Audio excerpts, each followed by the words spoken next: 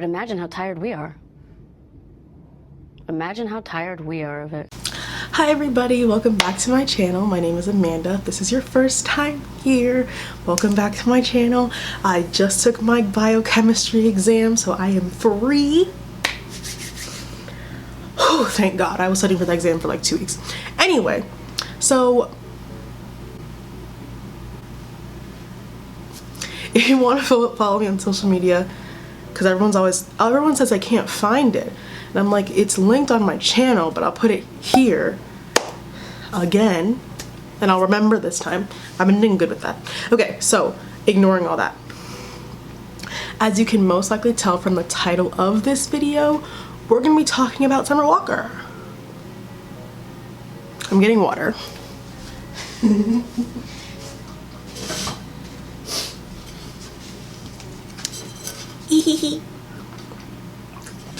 And it's a get ready with me. You could probably figure that out by my bare face. So you can tell by the title of the video, we're gonna be talking about Summer Walker and social anxiety, because people have been really making me, como se dice, angry for the past 2 weeks. So I was gonna make this video like 2 weeks ago when this conversation first started happening, but then I had like a different test and I had other videos to make, so I like put it off, and I was like, let me see if anything develops or anything changes, and nothing did. Nothing did. People still on the same old bull from 2 weeks ago. And if you were unaware of what I'm talking about, let me break it down. I hated that too, it's okay. Let me tell you what's going on. So, Summer Walker, this part is really important for later in the video. Summer Walker released her sophomore album, maybe, Over It, on October 4th. Telling you the date of this highly anticipated, highly liked, well received, like really good album is very, very important. So Over It had the biggest opening week for a female R&B artist since Beyonce's Lemonade. Like, it was big. It was a very, very good album. If you haven't listened to it, go and do it now. So Summer Walker went on tour for said album, and then some people were saying stuff like Summer Walker's not good live, Summer Walker blah blah blah blah blah blah blah, and that her meet and greets were like awkward or whatever, and then like people were like, oh, she has social anxiety, and this started a whole slew of mess. So she went on, after people like posted videos of her like making fun of her, she then canceled her tour on a post on Instagram. She said she canceled the tour due to her social anxiety. She wanted herself to be healthy, so she canceled her tour. Now, after canceling her tour and saying officially like, I have social anxiety, I need to take care of my mental health, that comes first, everything she does now, idiots, literal idiots, come into her comments saying, I thought you had social anxiety. How can you do this if you had social anxiety? How can you do that if you had social anxiety? And here's the things they've been commenting on. She posted a video of her in her kitchen, in her house with her boyfriend. She was twerking in her kitchen, in her house with her boyfriend. And people were saying, how can you be doing all that if you have social anxiety? Are you dumb? She's in her own house. She's with her boyfriend, who I assume she likes. She's in, what? Okay, anyway. And then there was just one video, like, I think it was this morning actually. She's like, it was a weird video. She's like walking out of her car, and she had like no pants on, whatever. It was pretty funny. And people were like, how can you be outside with no pants on if you have social anxiety? And I'm like, she literally was getting out of her car. I can't stress this enough. Her car, another safe space, probably. And then people started bringing up, when I say people, I mean people without brain cells, started bringing up like, well, how was she a stripper if she had social anxiety? Not using it requires 2 brain cells to put together that you can be a stripper with social anxiety. It takes another 1 brain cell to realize that you can be any profession and have social anxiety. But the 3 brain cells that requires, these people do not have. Let me use this mirror, sorry. She then went to the Soul Train Awards, which had its own issues, but I think that was a couple nights ago. And she went to those awards, and people were like, how can you go to an award show if you have social anxiety? Again, just saying stuff just to say, just saying stuff just to say stuff. I do have notes because I did like talk about this in the shower to myself today, and I was all over the place. So I have notes to keep me on, you know, on track. So this, how can you be a stripper with social anxiety? You answered your own question. She was a stripper with social anxiety. You don't need to know anything else.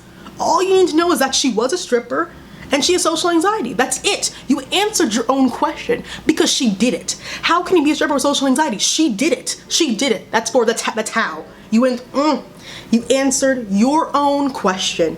You don't need to ask the question because you already answered it. And they're like, how are you walking in the street with no underwear? She had underwear on, she just didn't have pants on.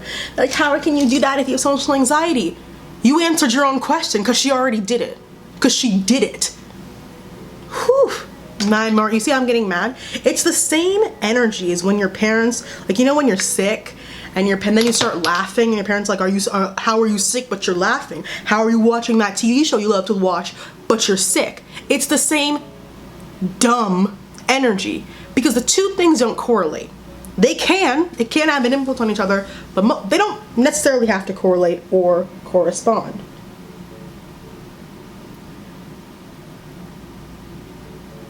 One second.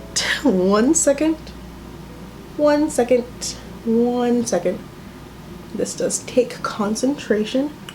64. No repeats. Okay, anyway. So, in case this is the thing, which I'll get into later, is the issue with Twitter. There are a lot of issues with Twitter, but this is one of the main ones. So, like, apparently these people do not know that social anxiety can present itself in many different forms in many different ways, because they don't know that, because they gain all their information on mental health from Twitter.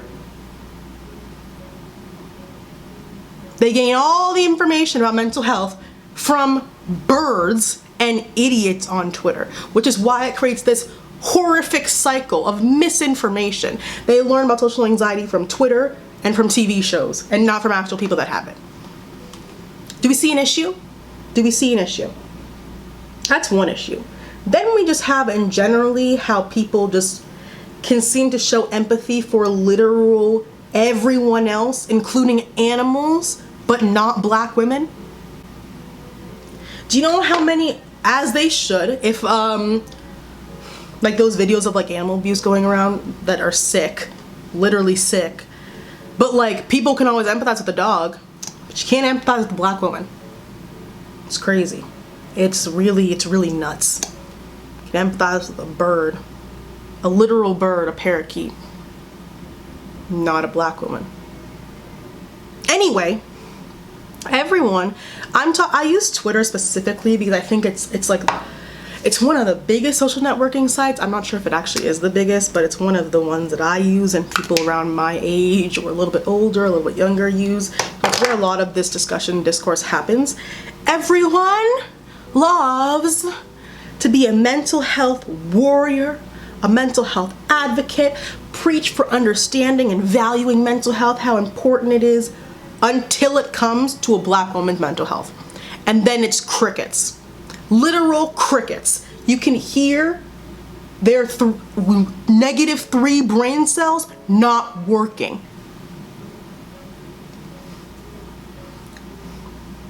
You can hear, what's it called, a synapse? You can hear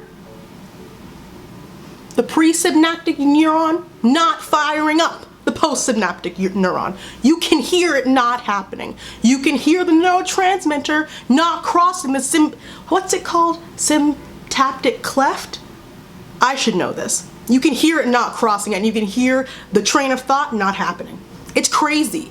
And so black women, just as people, and I'm sure a lot of people know this, maybe if you don't, being vulnerable as a black woman, especially if you're in the popular eye like Summer Walker is very difficult, because black women are always told we have to be strong and supportive and never be weak. So her showing any sort of weakness by telling her audience, hey, I have social anxiety, is something like phenomenal and like monumental, and everyone just bleeping on her is very telling of how they think Black women should act in popular culture.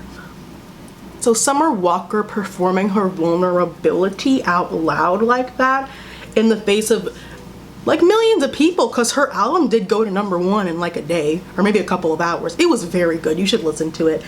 And people just bleeped on her. And it's like, it's of course it's because she's a Black woman, because now that she's not doing meet and greets and she's not doing tours, people are like, how are you an artist but you're never doing tours? You're never doing meet and greets. Frank Ocean doesn't leave his house. Are y'all ridiculing him in the same way you're doing the Summer Walker? No, of course not. What? Of course you're not. Makeup has to look good because I'm taking a passport photo, so this better look good. And another thing, why I mentioned the date of like when her album came out. Her album came out less than 2 months ago, and already there's always Black female artists can never be, like new ones can never be successful and happy about their success, because it's like a trend. It's a pattern of behavior. Every time a new Black female artist comes out, releases a body of work that's either a good body of work, maybe they have 1 or 2 good bodies of work, or like pieces of work, y'all have to bring them down. It must be like an innate thing that Twitter has to do, is you love them for a month and then you gotta pick apart everything they do for the next month. You did it to Megan Thee Stallion, you did it to her, you did it to Normani, and now they're doing it to Lizzo. Lizzo has her own shortcomings, but it's still, none of this stuff that's happening is justified. None of it is justified. The horrific fat phobic jokes people are making just to be funny and get retweets, sick.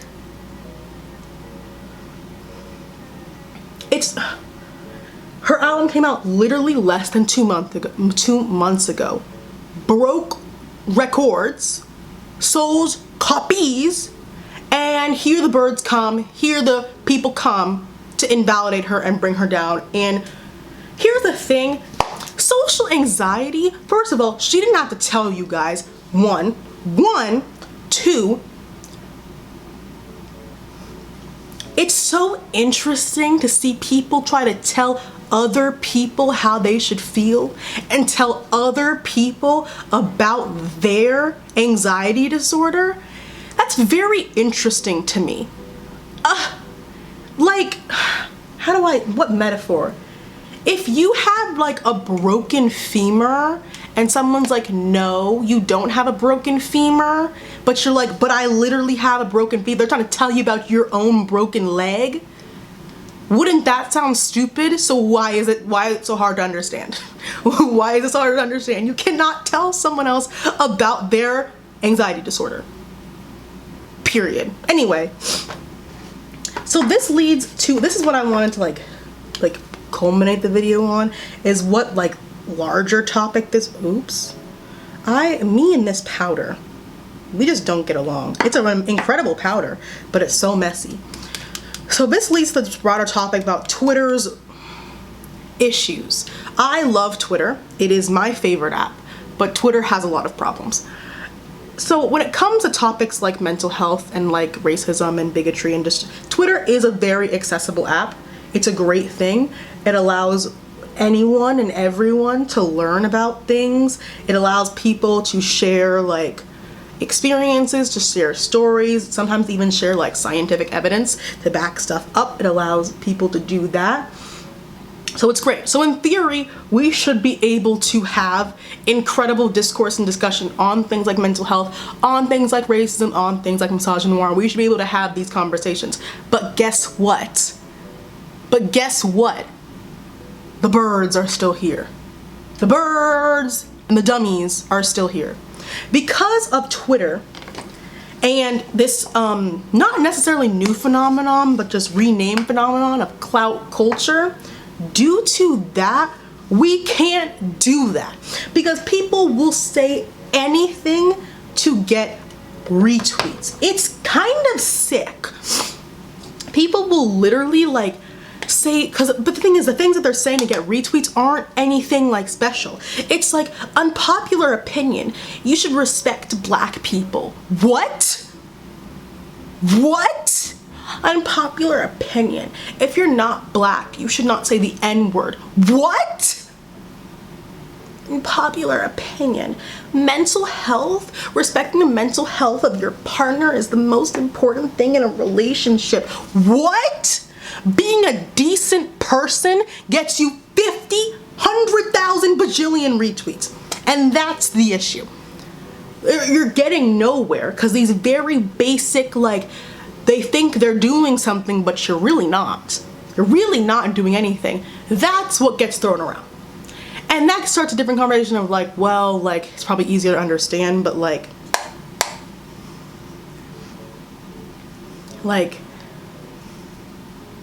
basic human decency is rewarded.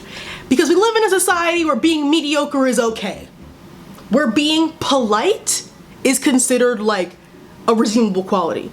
Polite is bare minimum behavior. Being a decent human being is bare minimum behavior to me. That's how I was raised. Being polite, being a decently nice person. What? Anyway. And then we have Twitter psychologists, my favorite genre of Twitter birds. People who think they can literally diagnose disorders because they watch 12 seasons of Criminal Minds. They think because they watched 13 seasons of the BAU, going in and finding serial killers and telling us how they did it, that they can now go on that big blue app and scroll down the timeline and start diagnosing things like a fucking, like a psychiatrist. It's sick. It's sick and honestly just confusing. But these Twitter psychologists that will actively always be like, you have this is a greater example of this, and sociopath and narcissistic, these words that mean things get thrown around like garbage on Twitter, huh? But where do all these people go when it's a black woman? Crickets. They're gone. They're gone. They disappear and vanish into thin, gone. I need that again, which is what's crazy. They disappear when it comes to black women. Because not you always, but like society always has to triple check when it's a black woman. You can never just believe black women. You always you're like, well, are you sure? Do I have to check the Carfax for this? Do you, or can't you just believe her and believe what she's saying? I really do need that again. 1 second. And this is the broader issue, which is why the Summer Walker thing is very important. People are like, why is it a big deal? It's the broader issue of society not believing black women and choosing, like actively choosing not to believe them. This is why, let me spray before I say this.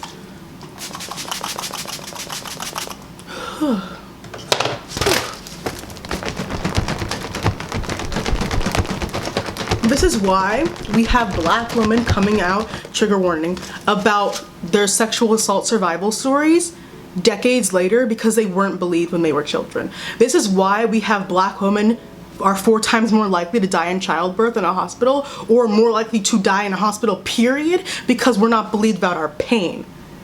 This is why this is a bigger issue. This leads to that stuff. This is why if there's a serial killer that targets black women, they are not caught. People are like, there are no black serial killers. Yes, there are. Their victims are black women. So nobody cares. That's why black women are more likely to be a victim of sex trafficking, because no one will care. That's why right now there's like 64,000 black women missing in the United States, and what's being done? That's a crisis. That is a crisis. And what's being done? Nothing, because nobody believes black women. When those people, if someone survives from a situation like that and they come and tell their story, well, we have to triple check. We have to do this. We have to go and make sure. That's why our Kelly got away with it for years and probably still will.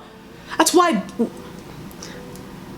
What? Because Peep Society does not believe black women. And that is the bigger issue with this whole thing, which is why I had to make a video on it. And I'm glad that I waited a couple weeks because, you know, the birds were able to give me more information to use in this video just by saying nonsense, just literal. It's very sad. And it's like Twitter is a great place because it's very accessible. It allows us to do a lot of things, but it can create such negative and like toxic ideas on mental health, when in reality it should be creating great ones, because we should be able to teach and discuss with each other how important it is to value mental health. But when you have misinformation led like this, it leads to these greater issues. So that's it. I got really heated because this topic gets me really heated. So yeah, great. Please go read a book. Please. Okay, so that's the end of my video. Thank you guys so much for watching. Make sure to like and subscribe down below or up here on the screen. And thank you guys so much for watching and supporting me, and I'll see you guys in my next video. Bye bye.